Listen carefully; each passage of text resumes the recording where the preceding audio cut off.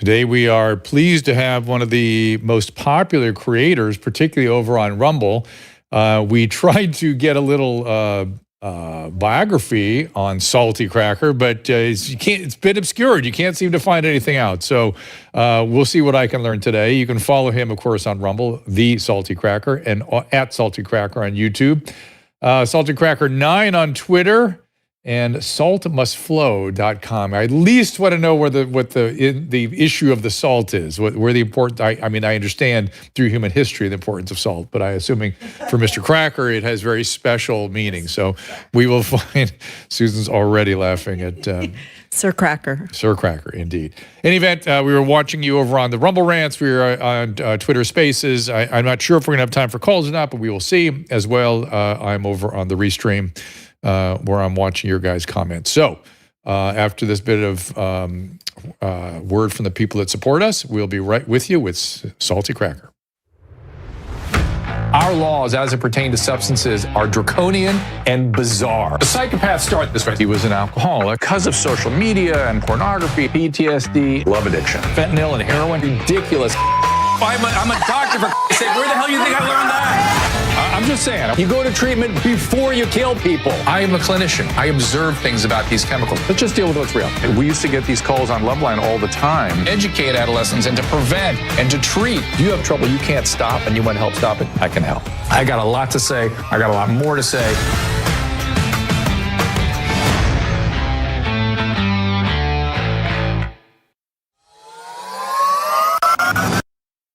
Ladies and gentlemen, it is the holiday season, and our friends at Genucel Skincare want to give you the gift of younger-looking skin with their best sale of the year. For the first time ever, get over 60% off our favorite skincare bundles at Genucel.com/Drew. Genucel has so many products that Susan and I love. Genucel's XV Moisturizer. It locks in moisture, making dry spots a thing of the past. It's especially great with the colder weather coming in. And with its immediate effects, too, you can see these results in as little as 12 hours, guaranteed, or your money back. Susan loves Genucel's Vitamin C Serum and the new Deep Correcting Serum with lactic acid. It hydrates your skin while preventing future wrinkles from developing. Take advantage of this amazing holiday savings by going to Genucel.com and getting over 60% off right now. Plus, all orders are upgraded to free shipping for the rest of the holiday season.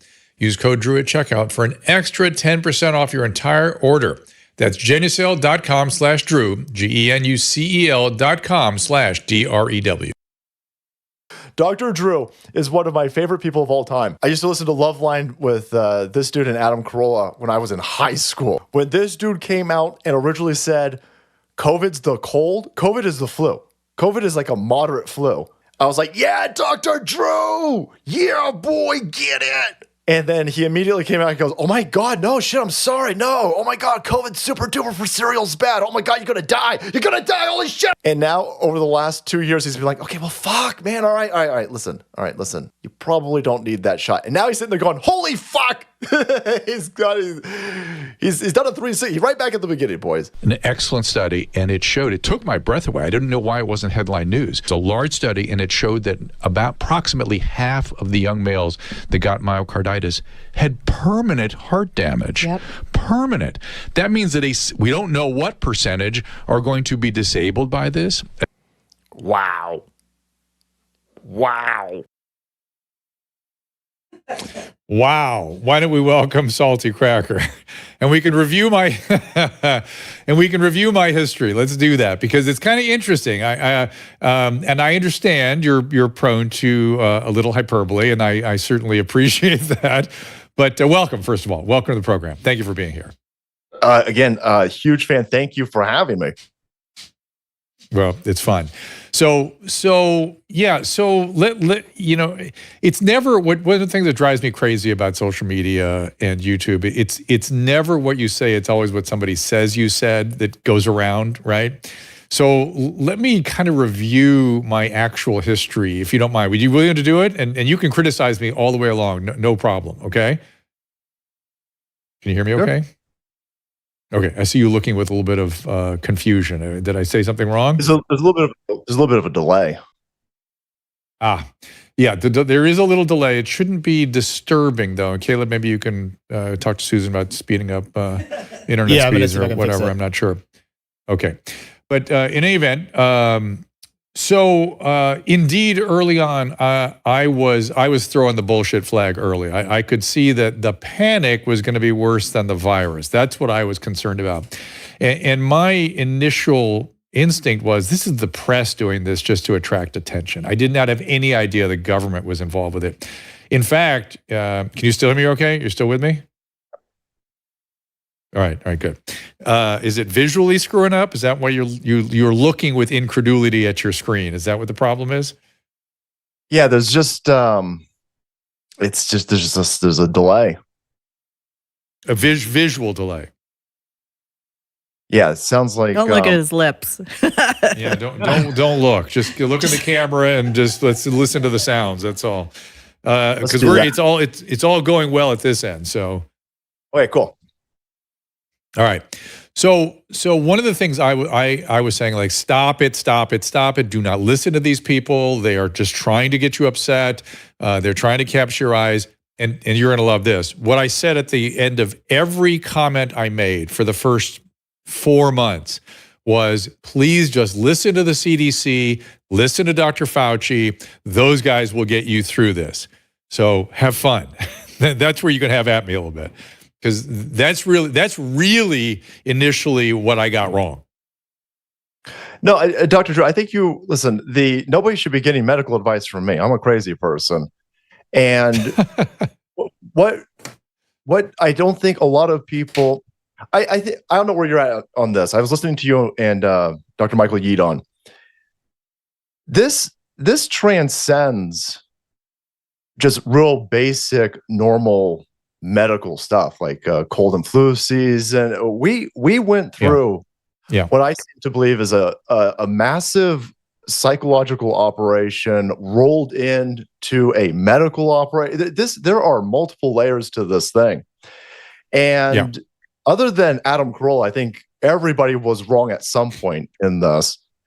And I think that, you have, this is something that I'm starting to understand. As a dude who was yelling in his garage to 4 people a few years ago, when you're talking to 4 people, it doesn't matter what you say, right? But when you're Dr. Drew and you're saying stuff and you're reaching millions of people a day, I understand.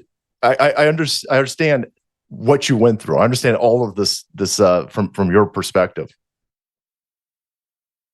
And so tell me more. So about the ops that you think were underway here. I saw so many different crazy levels to this thing. I'm curious what your interpretation is. Well, I was very hesitant the minute they tried to bribe me with an experimental injection for a donut. And so when something works, you don't need to bribe me to do it. And all the same people that were demanding that I do this a few months before this were all saying that they weren't going to do it. Everybody's on record. Kamala Harris, all of the big mouth Democrat players in this situation, Joe Biden himself, were all screaming that they weren't going to take an experimental injection from Donald Trump. But Donald Trump isn't in Mar-a-Lago baking a vaccine in the basement next to a toilet. The entire apparatus that was put together to develop this injection is the same process, the same people, the same manufacturing, the same distribution. It's the same chemical. It's the same concoction under Donald Trump. And now they're saying, well, now you better take it or we're not going to give you Steak and Shake. Right. Odd, right? It was very weird. And all of a sudden you have to wear, and then the mask wearing theater was extraordinary. Where you're protecting somebody when you wear a mask when you sit down, but you sit down, you take the mask off, suddenly that's okay, or you bring the mask down to eat. And by the way, no one was paying attention to how the masks were fit. This is an aerosolized virus that goes 60 feet. They were talking about 6 feet the whole time, a number they pulled out of the air. This was like wild if you knew anything. And I guess, is it the case? Answer me this. Is it the case that the government, that we live in this new era of social media and that the government is sort of not used to being questioned or something? and the fact that people were questioning them or having differing opinions and were having them on platforms where they could reach other people, suddenly this was anathema to how they'd always done business. It was something like that going on? Yeah, well, we're in the middle of multiple technological revolutions. We're still in the infancy of the internet, where microprocessors are still relatively new. The social media platforms are all brand new. Those things are only like 20 years old. And so all these people who thought that they can come out and say, well, listen, we can scare everybody. We can scare everybody into the direction of this big pharma product. And no one's going to question us, or we'll just yell real loud and silence them, or we'll threaten them. And yeah, that will play well on YouTube, Twitter 1.0, and Facebook, and maybe Apple and Spotify and these other platforms. But there is a whole nother layer that is coming out of this technological revolution that they weren't counting on. Like, you banned people, you were getting strikes off of YouTube for giving your medical profession.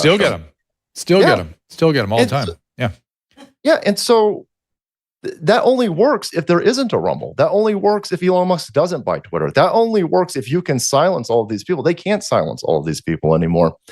And you got a bunch of people out there who have circumvented these barricades in the information sector that we've been so used to getting. So they own all the legacy media. They own all of the legacy print. They own the legacy big tech. But there is a bunch of people out there who understood that. I was blown away. I have a very limited understanding of biology. I took 2 biology classes in college, and they were prerequisites to get my bachelor. I barely, and I was high through those, Dr. Drew. Me too. Wait, Susan, you were high also, or you took 2 classes? Good chance. To be fair, you were drunk. It's a little different. Actually, it was chemistry. I took biology in college. Right. So that being the case, I'm really fascinated by your thoughts on all this, because I try to understand this all the time. I just read Elon Musk's biography. I'm trying to understand what he's doing. I'm preoccupied with Lenin biographies and pre-revolutionary France, and this all seems like the same kind of stuff going on, at least what's going on in the craniums and the mobs. So if you don't mind, and you may not be okay with this, but how did you get involved? What is your background? How did this happen to you? And what are your thoughts as this is moving along and you're becoming more popular? Well, no, I agree 100%. None of what we're going through is new. This is the same exploitation of basic human nature that these people are utilizing, but it's different because technology always increases, and the way that these monstrous people are doing this it's just playing out in a different form. And so with the internet, with the social media platforms, with cell phones, with the way that information is distributed across the planet and the speeds at which it's distributed right now, these people are still just hijacking people based off of this really basic principle of humans, that you can just move them with fear. And so it's all the same thing. And when the COVID thing is so in your face, if you just stand back for a second and you don't eat up all of the fear, you could see that we're being herded. It's at the most basic premise level of this. It is a gigantic money transfer. You could throw all of the medical nefarious stuff. You could throw everything else out the window. The bottom line is, they scared billions of people, and then they got them to go in to take experimental injections, and those were delivered by big pharma corporations who made a ton of money. And then you got a bunch of human leech remora swimming around these political tyrants who are getting not only money, but political power and influence and control over people's lives. And this is a chemical reaction of chaos. And it's not, I mean, when you read sort of Lenin's biography, these are the things that he advocated on behalf of, what do you call them? The convenient, I forget the name he had for people that were sort of convenient dupes for him. But he what is it? The useless eaters?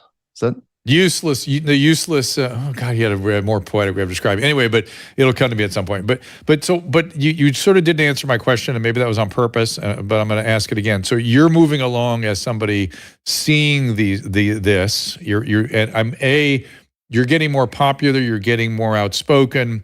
What is that experience like for you? Where did you come from? How did this happen to you? And then when do you come to this realization that you just described to us? So I've just been watching what's been going down what's been happening the last few years is so out in front for everybody to see that if you were listening to, if you were listening to any of these people who were banned before this, then you've kind of been inoculated to kind of the mainstream media message.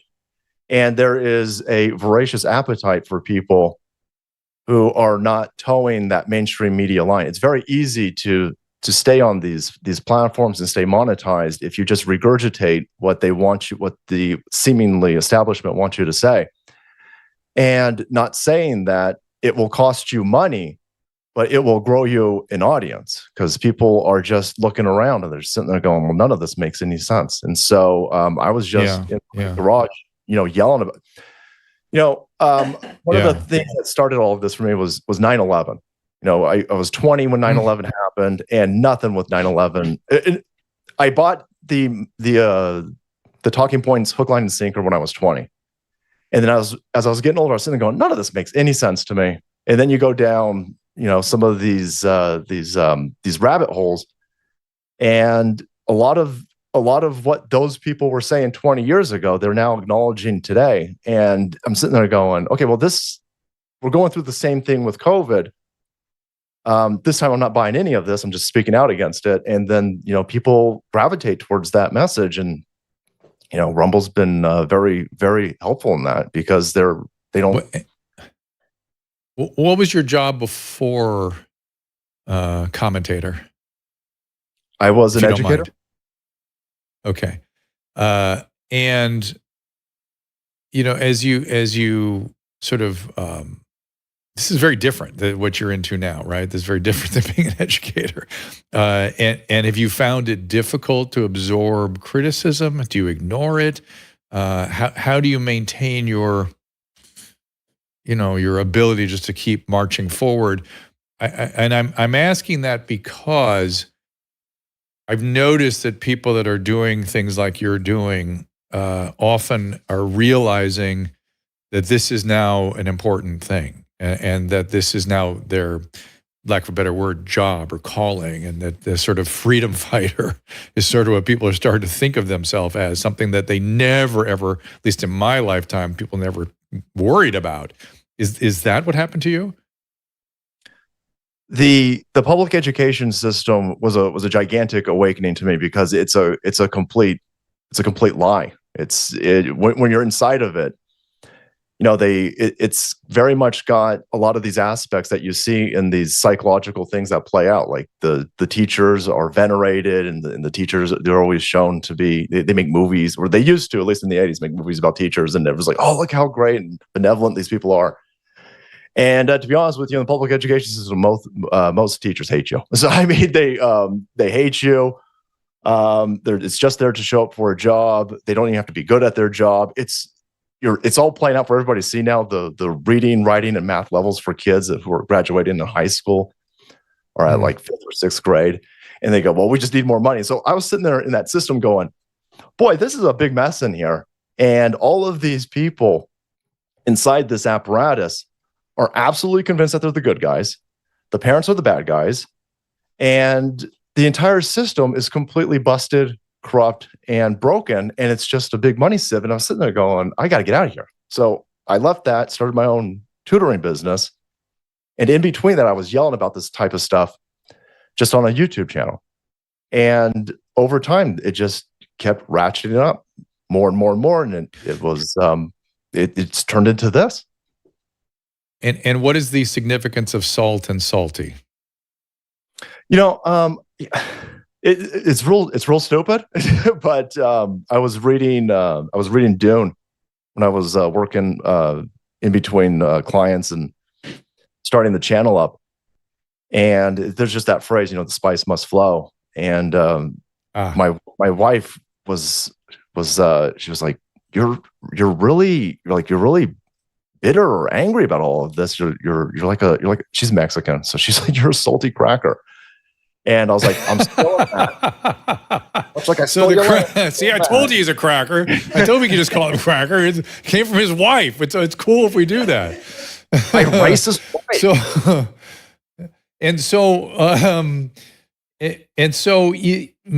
Maybe this is I have an optimistic bias, right? And so there's sort of two thoughts I have simultaneously. One is, and it's unfair of me to ask these both at the same time, but one is this a similar challenge to the Gutenberg Bible at an accelerated pace? Because it is technology, it's electronic, it's the speed at which this is challenging civilization is heightened, number one. But my other comment isn't this sort of how markets work? Even when it comes to governments, which is that they become bloated, they become inefficient, and people come in underneath that are scrappy and better. And I would even say now we have in these parallel economies and parallel educational systems, there's even a new sort of a wrinkle to it that I never imagined, which is that the people coming in like the people they serve. They like their students, like their patients, like their customers. They don't disdain them and hate them the way all the other businesses and all the other educational systems in the world, in the country, seem to be. Am I on to anything with either of those? No, you're 100% spot on. Of course you are. You know this, Drew, even before you ask that question. Well, no, but I want your thoughts on it, because I sit around and I think these things, and I'm my own echo chamber, right? And I read broadly, and I try to understand it, and I try to interact with people. I'm trying to get to the truth, and then I look at people commenting about things I say on Twitter, and I feel like, oh, I'm an asshole. I don't know what I'm talking about. So I'm always sort of probing. I'm trying to figure out what other people know that I don't know. No, you're 100% spot on. The world will always continue to move forward. It will always continue to change, and you will always have a subset of sociopaths trying to game the system. And the market will always cave those in over time, because you're never going to stop. There's a difference between the type of people who gravitate towards how the current world schisms. So the sociopaths drag us into one direction, and they make it real easy for weak people to succeed in those old, rotten out husks of whatever sector they have co-opted. They do this with everything. They'll destroy everything. Yeah. They're lobbyists. And but you're suggesting you're painting the picture of an evolution. My daughter and her boyfriend gave us a book called End Times. Is that what it's called? End Times? And it's about how elites, you're describing elites, really, as you're describing. At least the elites become these hollowed out husks eventually, self-serving husks, and how elites become ossified and stuck, and that things really do fall apart if those elites aren't sort of moved along or taken down, however you want to see it. Is that what you're advocating? No, I'm not advocating. I'm advocating essentially kind of letting them fall in on themselves. These people rot out. Whatever they take over, they rot out, and those will all collapse. And the reason why they will collapse is because people who are pioneers, people who are industrious, people who've got grit, and people who like building stuff will always build better everything. And so as these people take over the old legacy everything, they've taken over legacy print, they've taken over legacy television, they'll take over legacy big tech, they take over legacy stuff. It gets universities. Perfect example. They take the names of old institutions with actual worth in them, destroy them by flooding them with the other cronies who will let them continue being criminals inside of them, and these things will all collapse. You're watching this in real time with whatever they do it with Disney, they do it with Marvel movies, and they'll do it with everything. And what describe? I'm the questions I keep asking, like you said, Corolla got things right, and yeah, I got some notes. I mean, he got things mostly right, but I'm always telling him that, okay, then, well, how long and how's this going to work and how's it going to go? So I'll ask you the same thing. How does it play out? Is there a time frame for this? How do you see it going? It's fascinating. It's fascinating watching this play out because if you things are moving so rapidly and so quick, especially in this COVID realm, even though it seems like forever, especially for people who've been, fighting against it or dealing with it for going on to 4 years now. If you take a look at what they said they wanted to do at the beginning of this, they all were very happy and proud of what they wanted to do. You can go listen to all of these people. They all backtrack now. But they wanted to put you on a subscription of these injections. They wanted you to wear masks forever, and they wanted a digital passport. They wanted all of these things. All of those things have been destroyed. Right? I mean, we ain't doing any of this nonsense over here. We're not playing any of these games. So we've already won by denying them what they wanted. We've already won. Those people will never go away because, again, these people are monstrous individuals. They don't care about our health. They don't care about our prosperity. They care about entangling us. They care about these are like soul vampires, Dr. Drew. These people, they want control. They're megalomaniacs. They like when people are upset. They like when people are frustrated. And the monetary aspects of this are paltry to these people. These people are billionaires. They don't care about money. They want to rule our lives. They want to put the boot on our throats. As long as we continue to resist, we will always win in that fashion. But then you're starting to see, on top of all of this, especially with people like you who are talking to these individuals who've been silenced by these big tech platforms like Dr. Michael Yeadon, and explaining how do you get all of these corporations to utilize the spike aspect of this protein that's the most dangerous part of it to put into their vaccine that they're giving to these people? And you're finding out everything that they wanted to shut down before with the myocarditis, the pericarditis, the blood clots, the Guillain-Barré, the stroke, everything. They're like, okay, well, it's just a little bit. It's just a little bit. They're talking about the fragmentation. There's parts of DNA, like simian virus or whatever. You explain it to me, Drew. But there's stuff floating around. The plasmids. There's a lot going on. I agree, and it keeps getting dismissed as so much nonsense. But it's just slowly coming out that there's quite a bit to some of these things. And when I ask the questions, why did you check? Why the spike protein, the one part of the virus we know that is pathogenic, the one that's causing the problem, that's the protein we want to flood your body with. That to me is such an odd thing because they could have gone for the nucleocapsid protein. They could. By the way, it's also the part of the virus that's shifting rapidly. Why would you choose that region of the virus unless you already knew that there could be something with a coronavirus, you had a vaccine underway, and you just had to pull the trigger on the manufacturing and the final sort of gloss on it. And to me, that's pretty clearly what happened. Why, in the meantime, we haven't gone, there's, maybe we could come up with something better in the meantime. Let's see about nucleocapsid or other ways of doing this. The fact that they haven't is so disturbing to me. But okay, so there's that. Number one, I have to take a little break here. By the way, I didn't expect you to say that Colin Robinson was in charge of the country. That we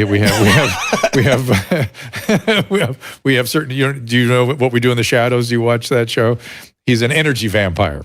You said the soul vampires, but energy vampires. But I want to come back from this little break, and I want to talk about. I want you to go at me about me vaccinating my elderly patients. I think people want to see us get into that one. So feel free, number one. And then number two, I want to talk a little bit about social media platforms and freedom. There's Colin Robinson. And freedoms, yes. He lived to 100, then he died, then he was reborn. But a little bit about social media, the protections they have and what we should be doing with those protections, or should we let it fly? I'm very, very curious on your position on how we have set up social media in the law, and should we just leave it like that, and how we should protect it, whatever your thoughts are. Okay, so Salty Cracker, again, let me give all the particulars where you can find him. It's The Salty Cracker on Rumble. It is at Salty Cracker on YouTube. It is Salty Cracker 9 on Twitter, and saltmustflow.com. Don't confuse it with spice must flow. This is salt must flow. And I will just remind you that in the eyes of his Mexican-American wife, he's a salty cracker. And that's how you shall remember him. All right, we'll take a break. Be right back after this. If you're trying to figure out the right present for someone, you will not go wrong with gifting the most comfortable sheets, clothing, and accessories that your friends and family have ever felt. Of course, I'm talking about Cozy Earth. Cozy Earth has the softest and most comfortable sheets, blankets, towels, PJs, joggers, and more guaranteed. Susan and I love them. In fact, we still have Cozy Earth sheets on our bed. I slept in them last night. I was thinking of how great they were. And look at this. I'm wearing one of their super comfortable t-shirts right now. I just can't get enough of Cozy Earth. Their sheets are durable, machine washable, and come with a 10-year warranty against defects. So no surprise that Cozy Earth's brand has been featured on Oprah's Favorite Things for 5 years in a row. Whether it's their luxury pajamas, super soft bedding, loungewear, or plush bath towels, you will love shopping and gift giving at Cozy Earth. Here's my gift to you this holiday season. Go to CozyEarth.com, enter code DREW to save 40%. That's CozyEarth.com with code DREW. CozyEarth.com, code DREW, save 40%. I think everyone knows the next medical crisis could be just around the corner, whether it comes in the form of another pandemic or something much more routine like a tick bite. You and your family need to be prepared. That's where the Wellness Company comes in. You know the Wellness Company. We have their physicians on like Dr. McCullough frequently. The Wellness Company and their doctors are medical professionals you can trust. And their new medical emergency kits are the gold standard when it comes to keeping you safe and healthy. It's a safety net. It's an insurance policy absolutely. That you hope you're not going to 100%. need, but if you need it, you sure as heck are going to wish you had it if you need it. Be ready for anything. This medical emergency kit contains an assortment of life-saving medications, including ivermectin, Z-Pak. The medical emergency kit provides a guidebook to aid in the safe use of all these life-saving medications. From anthrax to tick bites to COVID-19, the Wellness Company's medical emergency kit is exactly what you need to have on hand to be prepared. Rest assured, knowing that you have emergency antibiotics, antivirals, and antiparasitics on hand to help you and your family stay safe from whatever life throws at you next. Go to drdrew.com/TWC. That is DRDREW.com/TWC to get 10% off today. Just click on that link. I found a great product today that is now owned by our friends at Additix. Do you remember that Additix score I was advocating for, which would have been that should have been rolled out by the government, amongst other things. Anyway, I'm going to have Wellness Company get involved with this. It's a reproductive product. You'll hear about it soon enough. The Salt Must Flow, or just saltmustflow.com, is with us, Salty Cracker. And people are sort of screaming on Rumble about what's Well, that's just what is that? That's just the sound of these lefties being upset about everything. They just feeling Oh, it's sort of like the what is the Three Blind Mice or something? Three Little Pigs. We all the way home. This is your version of that. I'd say, okay, got it. Going over, let's start with the vaccine. So they're definitely going to clip that too, Drew. Now that you've said they're going to clip it. It's going to be everywhere. I'm willing to see it. I'm happy to be a part of the clan. This clan, not the clan. Oh no, another one. That's what somebody will clip. That's what somebody will clip. Oh my God, that's the craziness of the present moment. Is you can't say anything without somebody saying you said something else, which is just absurd. Yeah. But anyway, dog whistle, exactly. So I've had concerns about the vaccines, obviously, and I'm trying to get to the truth about it. I have grave concerns about it for young males right now, where this is now a cold, and the benefits of the vaccines are essentially zero for them, and yet there is real risk. Not big, it's relatively uncommon, it seems, but these are really serious side effects. If you're a 28-year-old male and somebody, or let's say a 20-year-old male, and somebody says you have to take this to come to college, there are going to be some catastrophes, and I say they should sue the hell out of those colleges that mandated them to take something that had no benefit to them or their community. But okay, separate issue. But I have elderly patients, and my patients died from COVID. It happened. And when they got COVID, they were really sick, and they were interested in vaccine therapy, wanted vaccine therapy, motivated to take vaccines, understood that these were relatively new, and but that the risk reward for somebody who's 85 with a problem list as long as my arm, even though there are real risks, the risk reward falls very favorably on the side of taking the vaccine. What do you say to that? I don't know enough to comment on that. I was of the opinion in the middle of all of this that if I was 70 something years old, then yeah, I would probably be more inclined to taking experimental injections. But yeah, I totally understand. There's a difference when you give out medical advice and when I give out medical advice. And well, I mean, you're not saying follow me. You're saying I'm questioning things, and that's perfectly reasonable to question everything. You should do. I suggest everybody do that, but you're not saying follow me or take my advice. In fact, I suspect you're saying quite the opposite. Talk to your doctor. Oh yeah. No, I whenever I talk about this vaccine, I don't want to get sued. So I'm telling everybody very clearly, very loudly, I don't know what I'm talking about. The way that I operate is I look at who's telling me to do something and what are they doing. This is all stuff that we used to learn during Saturday morning cartoons, just real basic, simple stuff. What is the person telling me to do? What are they actually doing? Are they living up to what they're talking about? Do they got a track record of success? Do they got a track record of matching their actions to their words? All of these people, no, definitely not. And everything that they're saying turns out to be just the complete opposite of what they're actually doing. You've seen the Gavin Newsom. In the middle of this idiot was forcing children to wear masks at daycare, but he's at the French Laundry with a bunch of other idiots.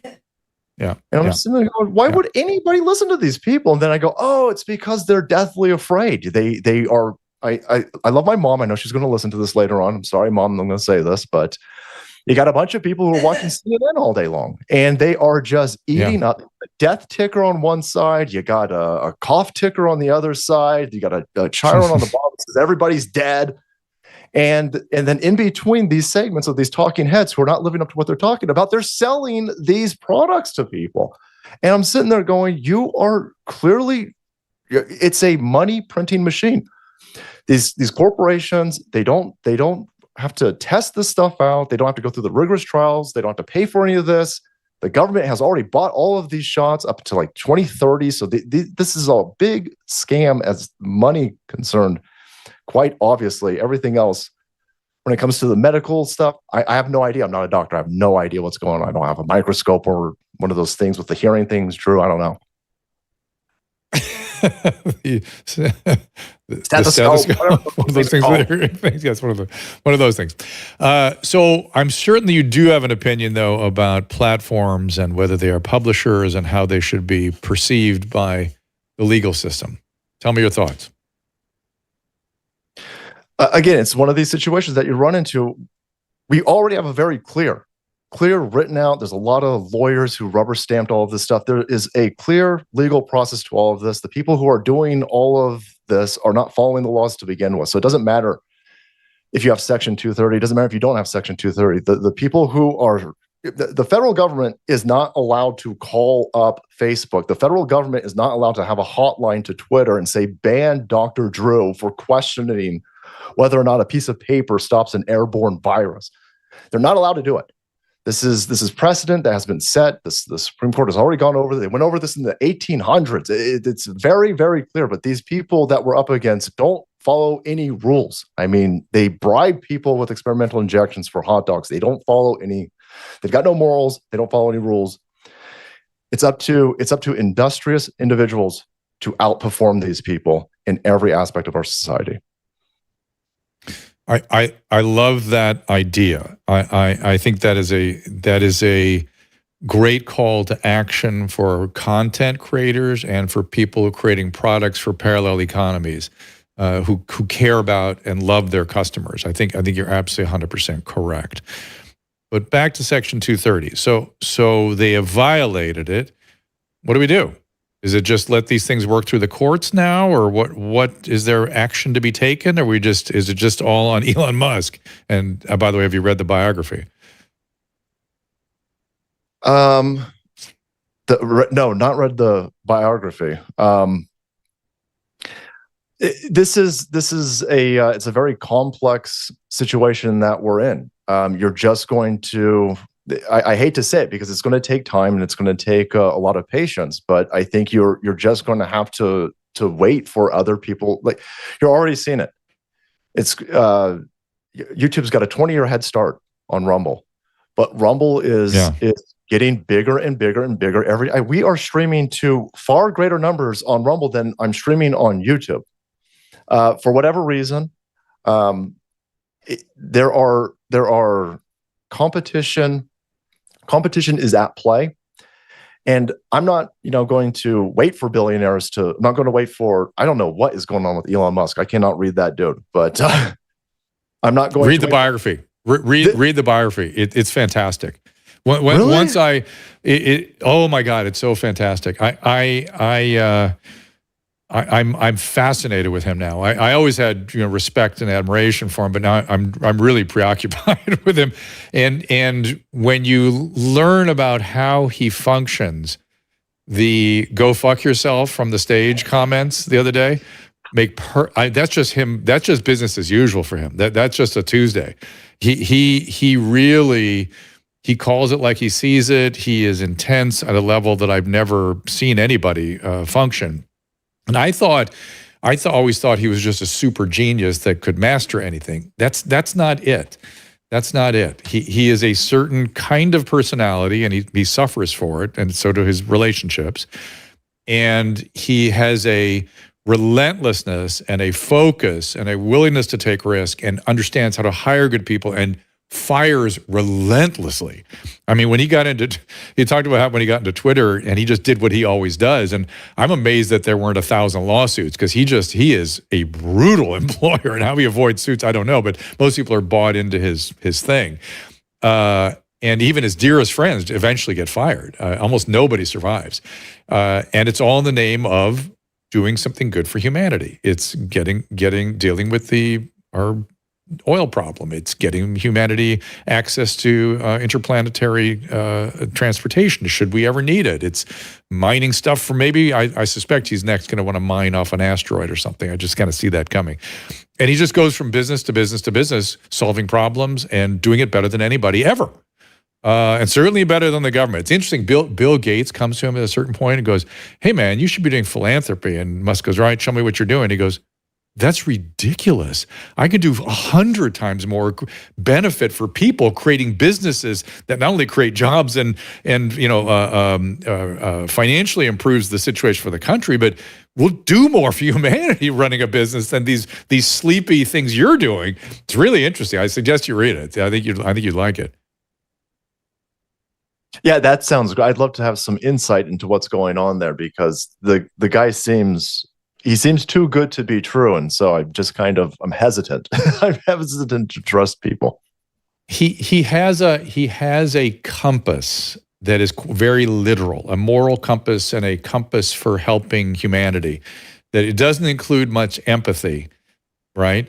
Which is some personalities get this. They have a very, very mathematical, literal, measured response to good and bad, morality, those sorts of things. And he's definitely one of those people. I don't know, the biography didn't talk about much about his moral compass, but in terms of what he sees as good for people, he knows how to do it. And he does it his way, and he is right. He's just right. And for that, he should be applauded. And anyone who thinks this is someone to be disdained, now I question you. Sometimes it's, there's certain things, people that if you're not on board with at least what they're doing or what they're trying to do, then you're the problem, not him. And I don't understand. Maybe you could talk to me about this a little bit. I guess I'm a free speech literalist. And I don't understand how anyone who understands anything about the founding principles of this country, anyone who has studied the French Revolution or pre-revolutionary, early 20th century Russia, or any other revolutionary time, talk about Germany if you want, I don't understand how anyone who studies these things can want there to be real significant limitation on speech. How do you understand that? I think the people that are going in a direction where they want more and more freedom restricted are people who don't utilize those freedoms to begin with, so it's no loss to them. And so we've got a crisis of weakness in our society.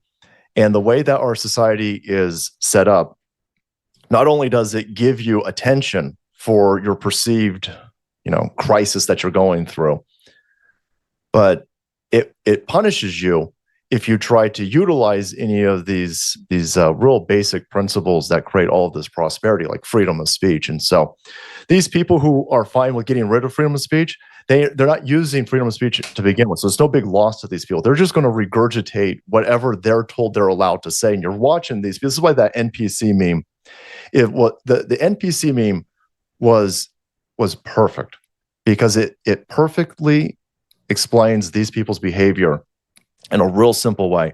They are programmed, and they are programmed to say, you're allowed to talk about this.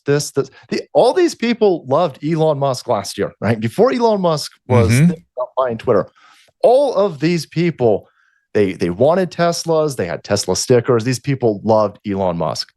Now a switch gets turned. The machine says, no, not only are you not allowed to like that dude, if you don't come out and tell everybody how much you hate them, then you'll be attacked. And so then you watch these people, and it's predominantly done in these Democrat-run hellholes or these college institutions where, like a virus, a mind virus, goes through the system and it says, okay, this guy. That's the meme. Is now bad. Yeah. Somebody flashed up the meme. Yeah. There it is. There's the meme being flashed up. So, yeah, they're programmed. Yeah. These people are programmed by music. They're programmed by streaming services. They're programmed by big tech. They're programmed by their professors. But do they say re? They do. Oh, yeah. If you disagree with So the NPCs do. Okay, good. Yeah. So the first time I heard the NPC, what should we call it, analogy or meme, as you call it, was Scott Adams brought that up. Do you know Scott? I love Scott Adams, but he has banned me on Twitter, Drew. I was mean to him. Oh, you were mean to him. What'd you say? I don't even remember. What'd you say, dude? Sure, it was not nice. I think it had something to do. Probably when he said that about the African American thing, it probably got in. Yeah. No? It was the vaccine, because he was all over. Oh. Like, he was still telling people that you're an idiot. Oh, I know what it was. He was saying you're an idiot if you didn't get the vaccine, or if you were concerned about it. You accidentally guessed correctly or something like this. And I was like, this wasn't hard to do. I'm an idiot, and I figured this out. I'll see if I can get him to bring you back around, perhaps. I love that guy. That's genius.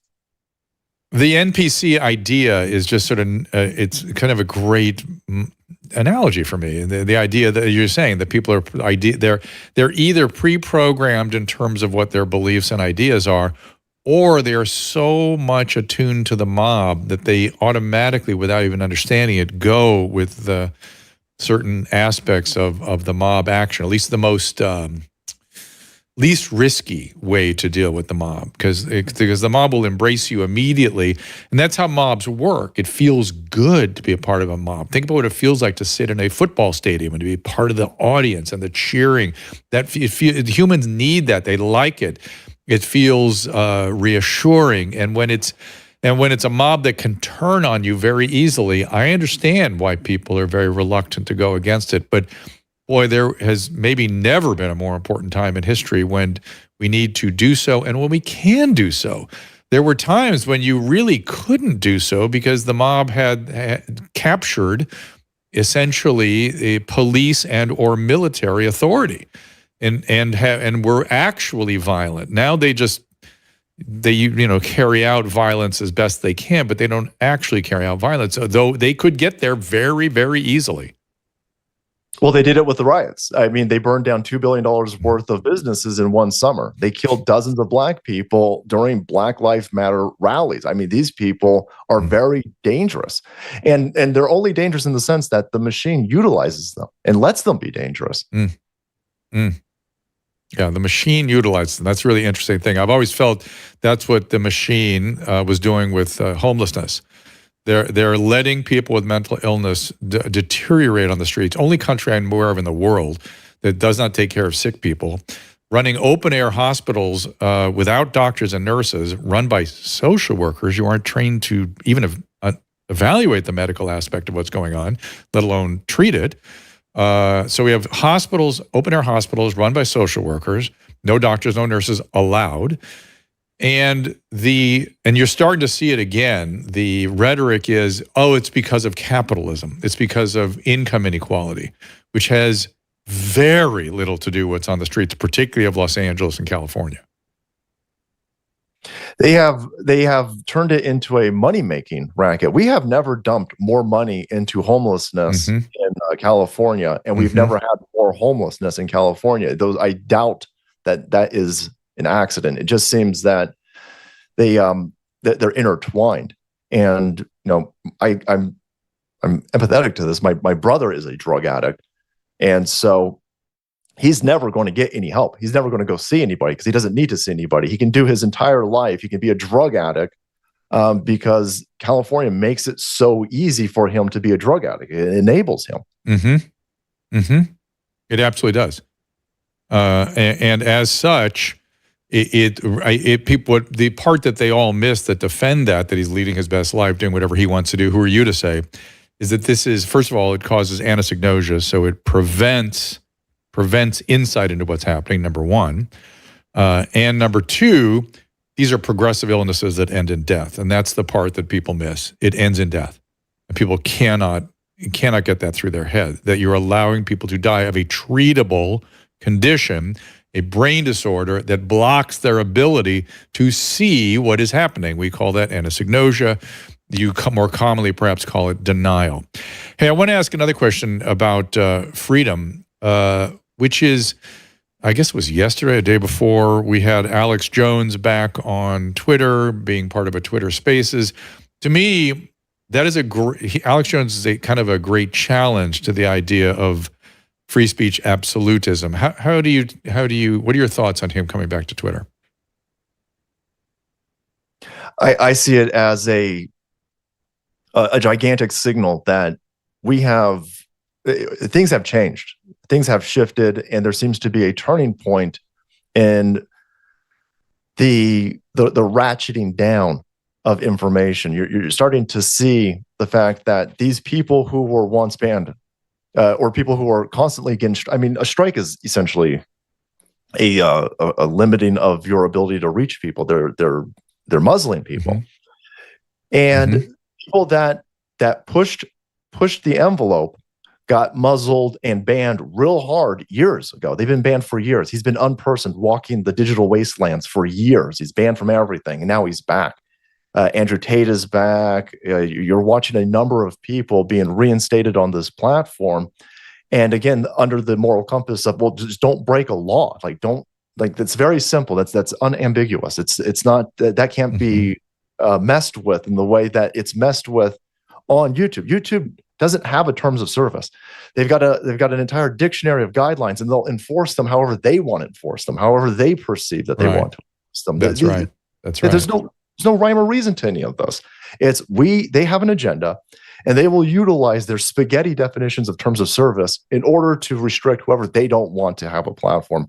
Well, they're losing that ability. You're even seeing it on places like YouTube, where now they'll give you a crash. If you get a strike or something, you can get a crash course in the strike, and then you can get the strike removed over time, which you weren't able to do in the past.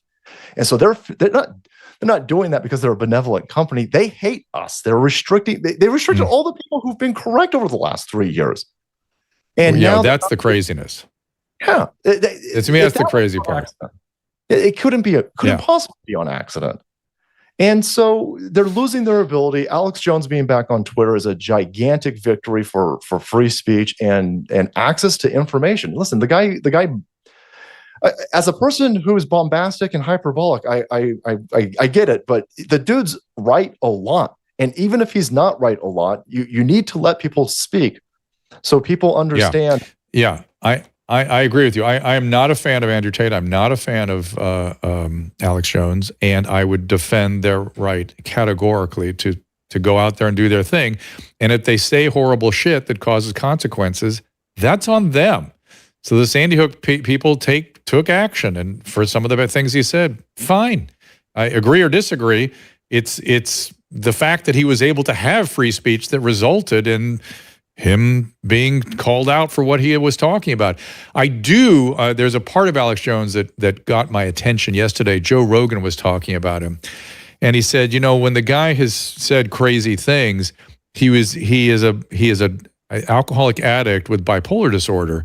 And he was in altered states, according to Joe, when he made some of his more outlandish sort of pronouncements. As somebody that's worked in mental health, I don't want people to be held accountable for the rest of their lives for saying crazy shit when their brain isn't working right. That's exactly where I thought, as a liberal, that we're empathic and understanding about, people get sick and say things and want to apologize or say something different. And yet, no, condemned forever. Must be condemned forever. Interesting. Yeah, for all these people that are upset about these individuals that they don't like having an ability to speak and reach people, you should be more concerned about other people's ability to restrict people, especially after what we just went through, where you have a whole. There were 2 doctors, I think, in Santa Monica. I mean, they were treating people with COVID early. I mean, they had empirical data. I mean, they were seeing people, and they did a press conference, and they were immediately silenced. And I was sitting there going, but the people silencing them aren't doctors. The people silencing them aren't treating anybody. The people that silence them have no idea. They're working with paper and data and spreadsheets. These doctors are doing. Not only that, there's a deeper problem here, which is that I would go to the mat to defend doctors' right to do what they think is on the best interest of their patient, particularly when they are doing no harm. A good doctor will put do no harm at the head of their priorities. And drugs like ivermectin, hydroxychloroquine, I knew they were inert, benign. I'd used them a million times. The hydroxychloroquine is one of the only drugs I'm aware of that is, by the American College of Physicians, advocated as a medication to be continued during pregnancy. It's so benign, it's so inert. And so these people who just learned how to pronounce the medication the next day have a profound opinion about it. That is disgusting. And they're interfering with doctors doing what they think is best on behalf of their patient. By the way, I don't really think they're very useful. I don't think that they did very much. I'm not super impressed, but I would go to the mat to defend doctors' ability to do that if that's what they want to do on behalf of their patients. And maybe they are doing something, or maybe they're not, or maybe they're just following somebody and caring carefully and watching them carefully, and that's sufficient to have an impact on the course of illness. That's nobody's business. Oh, look what Caleb has to put up. You see what Caleb has to put up here because I said these words. You said he the word. He has to put up this. You said the word. So the I word. Yeah. So I thought we were done with that now, and I am saying I don't use them. I don't use them as treatment. Don't see any good evidence that they're useful. I know people that do use it. I would defend their right to use it categorically to the mat. But anyway, this interfering with the. Go ahead. So please shine some light on this. I'm afraid to even ask. There was a line of thinking that was saying one possible reason why you could have seen a benefit from people taking ivermectin was because we have so many people with worms in our society. No way.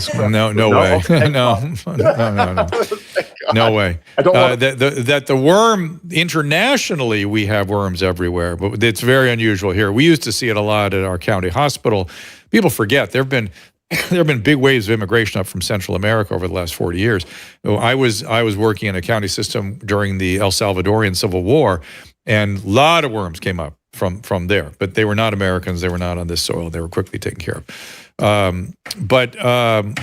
I want to send you an article on ivermectin. I'll get a contact later that was written in 2017 that goes for 17 pages on extolling the virtues and the potential uses and how important this has been for the history of medicine. That molecule, and well before COVID, was something anyone had ever heard of.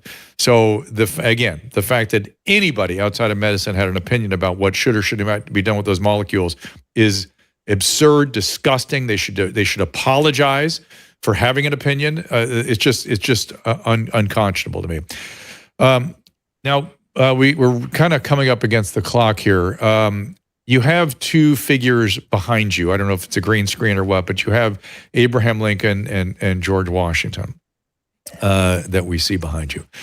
And I'm guessing that, I'm just curious. I've been fascinated with Abraham Lincoln forever. And his thinking has helped me through a lot of times like this. He had a clarity of thought that was sort of extraordinary.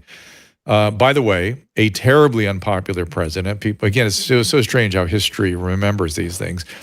He was more hated than almost any president ever, so much so that they killed him. He was that hated. And when he managed to win a few battles, thanks to his successor, the popularity increased, and he was ultimately, when he was martyred, seen as somebody who saved the country and whatnot. But not during his life was he seen that way particularly. What are your thoughts on Abraham Lincoln and his pertinence to our present time? When you're trying to get through everyday life today, and you're trying to not get jabbed or trying to not get run over by Antifa lunatics and stuff like this, things look really bad right now. Things look awful. This country looks like it's never been in worse shape. And then you look at the dude behind me and you go, what the hell did he go through? I mean, holy balls. I mean, I couldn't imagine a more destructive time for this country. Obviously, I mean, it's the Civil War. And so there's a little bit of an anchor with him behind me, in the sense that it helps me get through all the stupid shit that we're going through today, knowing that, it's been bad in this country. It's been worse in this country in the past, and we've overcome it. And with the grace of God, we can do it again. I would suggest that people do visit the words of these, visit some of the go read the Cooper Union address, for instance, and the clarity of thought and Lincoln's mind, and then some of the aphorisms that George Washington put out about things like free speech. These things have they have eternal pertinence. These are not historically relevant documents from the time. These are universal ideas that have continued to be extremely important to human beings, and I would say never more so than the present moment. Have you read the Cooper Union speech? It's such a clear, such a great document, and he essentially takes the rhetoric of Stephen A. Douglas in a Harper's Weekly interview and goes, I'm going to take that as the context for my conversation. He is absolutely correct that the founding fathers knew better than we what to do with territories and what to do with slavery, and he just evolved it from there. And he had a clarity of thought on what is right and what is wrong. He had two things that I think that I look to now as sort of beacons for the present moment. He understood the Union and the importance of the Union and what the contract was amongst the equals of states to form a more perfect union. People forget. They think somehow the federal government is our government. Your state is your government. Your city, your county are your governments. The federal government was there for some defense, for some interstate commerce, and a little more than that, and ultimately to form a union amongst the equals of the state. And when you're in this kind of a union, you can't unilaterally step out of a contract. That's why he never acknowledged the Confederate States. He called them the Confederate States so-called, because you can't have Confederate States. They were just insurrection out of alignment with the Union as specified in the contract of the Constitution. So he had clarity about the union, and he had clarity about what is right and what is wrong. But it took him a while to get to some of his conclusions. It took him a while to get to understand that slavery was a wrong. He was not there to begin with. And I'm guessing there are things in our current culture and our current system that causes us to not see with great clarity things that are wrong, or we have to get to them. You know, we can be incorrect as we move towards our conclusion about what is right and what is wrong. It was one of the appealing things about Ronald Reagan. He talked about principles and right and wrong. He talked about that. That's why he was able to go to toe-to-toe with Russia. They were wrong, and he saw the wrong in that system. And I think we need to get back to some of that thinking again. Do you agree with me? And how would you suggest people do so? Well, I suggest we do so by removing your kids from these college institutions, because they are doing the opposite of everything that you just talked about. I mean, they're teaching. I was going to say kids, but these are grown adults in these institutions. They're dumbing them down, and all of these people think that all of your rights they come from Washington D.C. and D.C. is supposed to be in charge of everything, and bureaucrats at desks are supposed to be the ones telling you what you're allowed to take. They're the enemy. They're the enemy. And bureaucracy is the enemy. Yeah. And I just saw, go ahead. I was just going to say, there's a reason why all of these institutions are pumping out all of these grown adults who they don't know anything. These kids can't. They're using plagiarism and AI to write their thesis or their master's doc. I mean, these people who are exiting these systems, they only know about their genitalia. They don't know anything about the foundational principles of this place or how it works. Right. And there's yes, it was all a bunch of old white men a long time ago, but the things they got to, it's really like saying the Bible is just an old document that has no relevance. It's accumulated wisdom. It's accumulated wisdom, and you know, whether you believe it's inspired divinely or whatever, there's a reason these things stick around. There is wisdom in history. There is wisdom in great ideas, and they have been brought forward for us, and we ignore them at our peril. I do think we have to, I don't know, get back to basics. I'm not sure, but I'm reading the Rumble rants right now. What is Dr. Drew's take on the Second Amendment? I'm sort of a Bill of Rights literalist, I suppose. So I'm guessing I have, just as it's written. I don't think there's not much, there for me to talk about. Let's see what else people are saying. A lot of people are yeah. Let me see if there's anything for you in this. There are a lot of rees being screaming by. I'm an old white guy. I will be killed too. Okay, there we go. So they're going to go after. You're a cuck too. Did you know that? I'm a C word. Is that what you said? No, a cuck. A cock. Oh, I'm cuckolded by you. Is that what that is? It's going by very quickly. They're calling us names. That's fine. Good job, Salty. Nicely. I'm just saying if there's any questions coming That's up. how they show their love, by calling you names. Drew has no clue. Oh man, there are some really weird trolls there. What is Mohop? M-O-H-A-P. What does that mean? Anybody? There's a lot of that going by. Yeah, you shouldn't have said that. It has to do with why? What is that? Michelle Obama. It has to do with okay. A Joan Rivers statement about Michelle Obama. All right. I have no opinion. I'm going to look back through the restreams. Give me a second here, guys. He's taking it out, I guess, right now.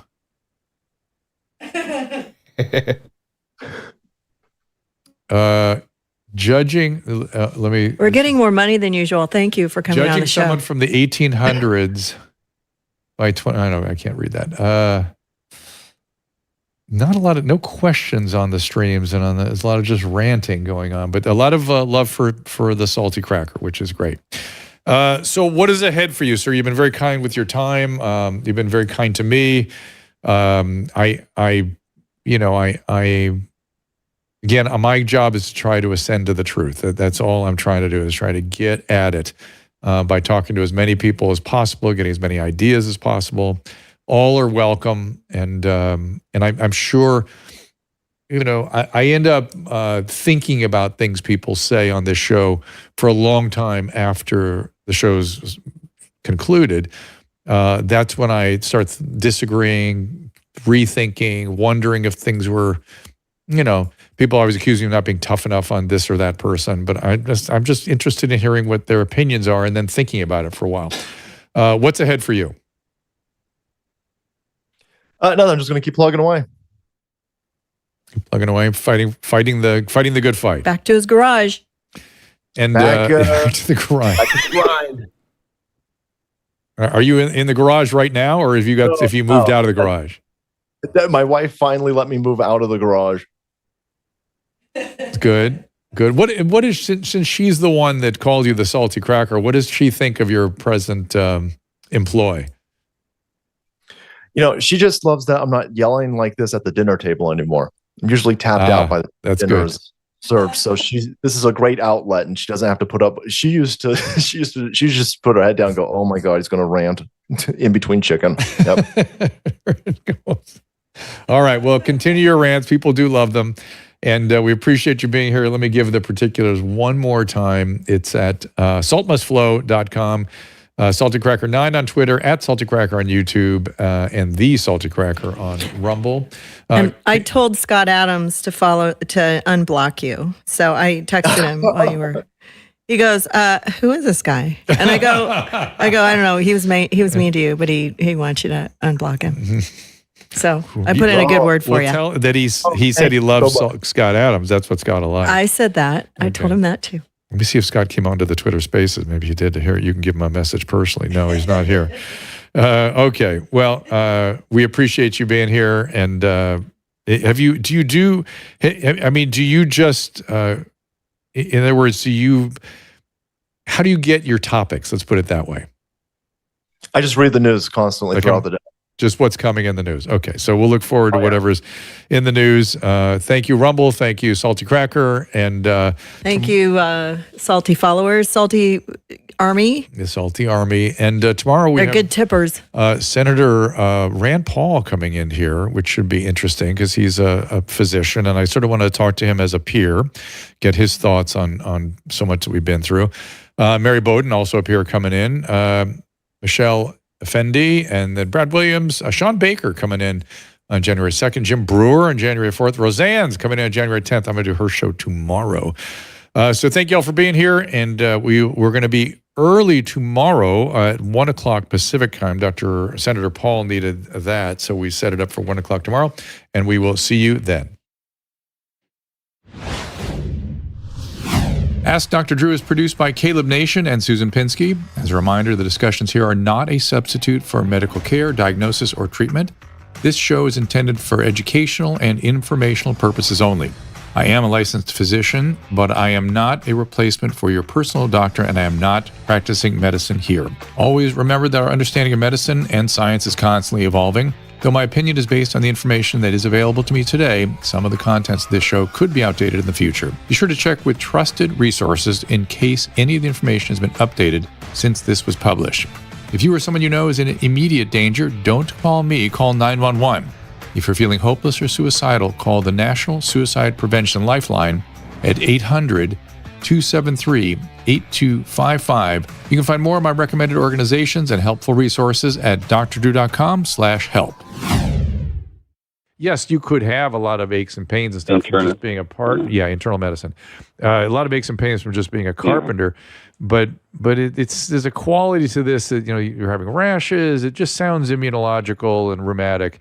And it sounds mild, by the way. It doesn't sound like a serious thing. Yeah. But it's something that I bet could be treated very easily. That's my prediction. That morning stiffness, that's a very characteristic rheumatic thing. It takes them a few minutes to get going. They literally they have to literally they're not, move my hands. I got the morning stiffness, but I'm always ready to go.